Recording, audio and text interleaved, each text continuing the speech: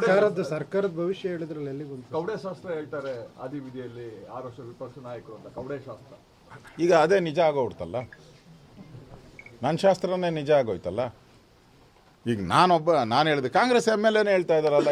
ಈಗ ರಾಮನಗರದ M L A notice ಕೊಟ್ಟ ಮೇಲೆ ಹೇಳ್ತಾ ಇದ್ದೀನಿ ಮನುಷ್ಯರೇ, ನೋಟಿಸ್ ಕೊಟ್ಟಿದ್ದೀರಾ, ನಾನು ಹೇಳ್ತಾ ಇದ್ದೀನಿ ಏನು ಮತ್ತೆ ಮಾಡ್ರಿ ಅಂತ. ಅವ್ರ ಏನು ಮಾಡ್ತೀಯಪ್ಪ ಅವನ್ನ? ಕಾಂಗ್ರೆಸ್ ಎಮ್ ಎಲ್ ಎನ ಏನು ಇವರು ಅವನ್ನ ಗುಂಡಿ ಕೊಡಿತಾರೆ? ಇವರು ಏನು ಮಾಡ್ತಾರೆ? ಅವ್ರನ್ನ ಪಾರ್ಟಿಯಿಂದ ಸಸ್ಪೆಂಡ್ ಮಾಡ್ತೀರಾ? ಮಾಡಿ ನೋಡೋಣ ದಮ್ಮಿದ್ರೆ ನಿಮಗೆ. ಡಿ ಕೆ ಯಾರು? ಡಿ ಕೆ ಶಿವಕುಮಾರ್ ಅವರು ಹೇಳ್ತಾರೆ, ಅಭಿಮಾನದಿಂದ ಹೇಳ್ತಾರೆ ಅಂತ ಇವತ್ತು ಸ್ಟೇಟ್ಮೆಂಟ್ ಕೊಟ್ಟಿದ್ದಾರೆ.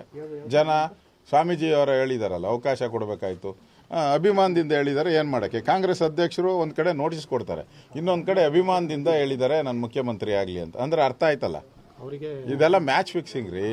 2.5 ವರ್ಷ ಮ್ಯಾಚ್ ಫಿಕ್ಸಿಂಗ್. ನಾನು ಅದೇ ಕವಡೆ ಆಯ್ತಲ್ಲ, ಯಾರು ನೋಡೋಣ. ಈಗ ನಾನು ಡೇಟ್ ಕೊಟ್ಟಿದ್ದೀನಪ್ಪ, ಅಕ್ಟೋಬರ್ ನವಂಬರಲ್ಲಿ ಆಗುತ್ತೆ ಅಂತ. ಆದರೆ ಏನು ಹೇಳ್ತಾರೆ? ಆದರೆ ಏನು ಹೇಳ್ಬೇಕಲ್ಲ ಅವರು.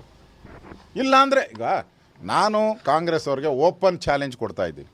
ಇದನ್ನು ಅನೌನ್ಸ್ ಮಾಡಬೇಕಾಗಿರೋರು ಯಾರು? ಓಪನ್ ಚಾಲೆಂಜ್ ಕಾಂಗ್ರೆಸ್ ಅಧ್ಯಕ್ಷರು ಖರ್ಗೆ ಅವರು. ಅವ್ರ ಬಾಯಲ್ಲಿ ಹೇಳಿಸ್ಬಿಡಿ, ನಾವು 5 ವರ್ಷಗಳ ಕಾಲ ಸಿದ್ದರಾಮಯ್ಯನವರೇ ಮುಖ್ಯಮಂತ್ರಿ ಕರ್ನಾಟಕದಲ್ಲಿ ಅನೌನ್ಸ್ ಮಾಡಿಬಿಡಿ, ಮುಗಿದೋಯ್ತು. ನಾವು ಕವಡೆ ಶಾಸ್ತ್ರನೂ ಇಲ್ಲ, ಗಿಳಿ ಶಾಸ್ತ್ರನೂ ಇಲ್ಲ, ಎಲೆ ಶಾಸ್ತ್ರನೂ ಇಲ್ಲ, ಯಾವ ಶಾಸ್ತ್ರನೂ ಇಲ್ಲ. ಅಶೋಕಂದು ಆಯಿತು ಅಲ್ಲ. ಒಂದೇ ನಿಮಿಷ, ಅಟ್ಲೀಸ್ಟ್ ಹಾಳಾಗೋಗ್ಲಿ.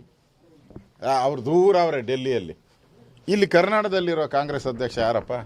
ಡಿ ಕೆ ಶಿವಕುಮಾರ್ ಒಂದು ಪ್ರೆಸ್ ಮೀಟ್ ಕರೀಲಿ, ನಾಳೆ ಕರೆದುಬಿಟ್ಟು ಪ್ರೆಸ್ ಮೀಟಲ್ಲಿ ಸಿದ್ದರಾಮಯ್ಯನವರು 5 ವರ್ಷ ಮುಖ್ಯಮಂತ್ರಿ ಆಗಿರ್ತಾರೆ, ನಾನು ಮುಖ್ಯಮಂತ್ರಿ ಆಗಲ್ಲ ಅಂತ ಅನೌನ್ಸ್ ಮಾಡಿಬಿಡ್ಲಿ.